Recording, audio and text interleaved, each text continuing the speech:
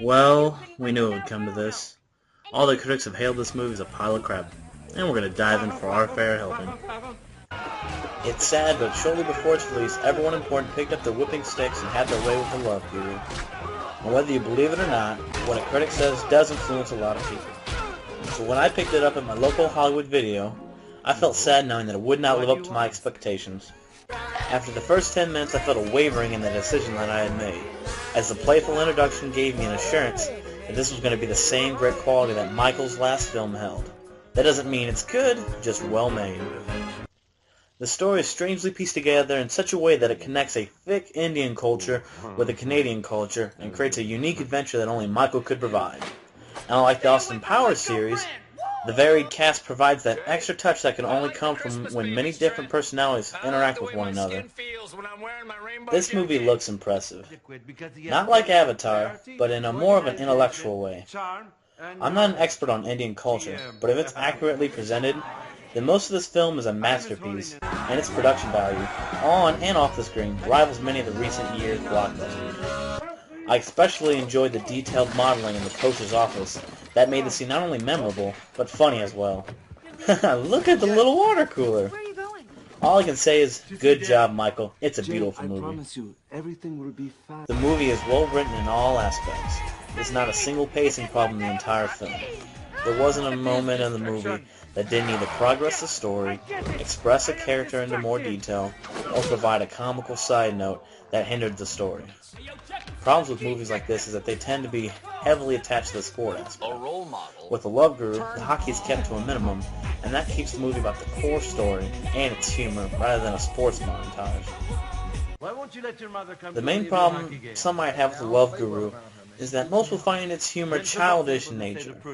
But if you try to look past it, you'll see a very serious message hidden behind the immature jokes. And what really makes you laugh isn't the fact that it's immature, but because the humor is bizarre and often contextual and makes a lot of sense. Shortly after this scene, I knew that all my ideas about this movie before I had watched it were wrong. And this was one of the best movies to come out in recent years. Saying I love you is not the words I want to hear from you. It's not that I want you not to say, but if you only knew how easy it would be to show me how you feel. More than words is all you have to do to make it real. Then you wouldn't have to say that you love me, 'cause I already know.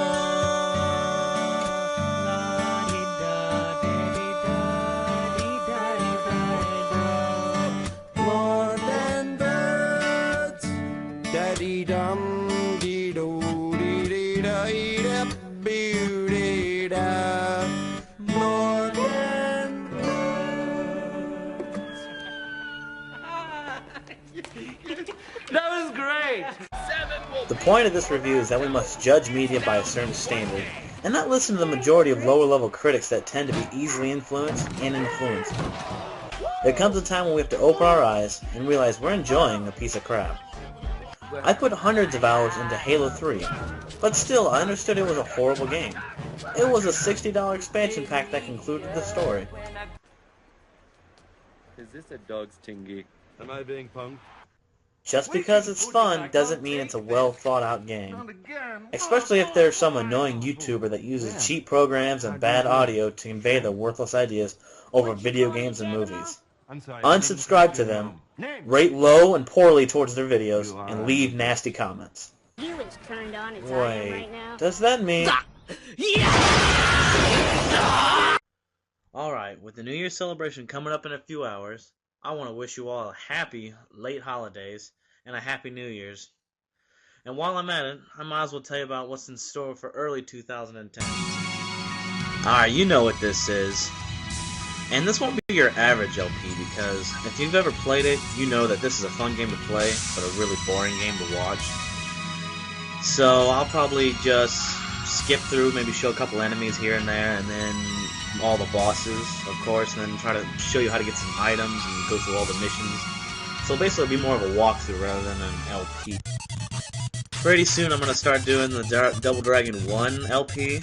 It's completed, everything's done, I just got to kind of get off my butt and, you know, put it out there.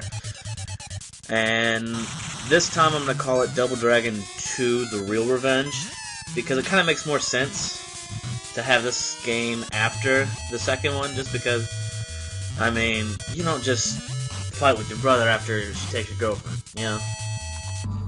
Machinarium? I don't know how to pronounce this.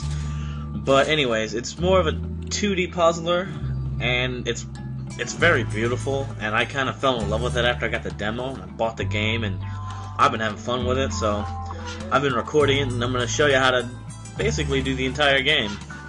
Some of it won't be very well, but all of it will be done, because basically it's the second time I played it, so yeah, see ya.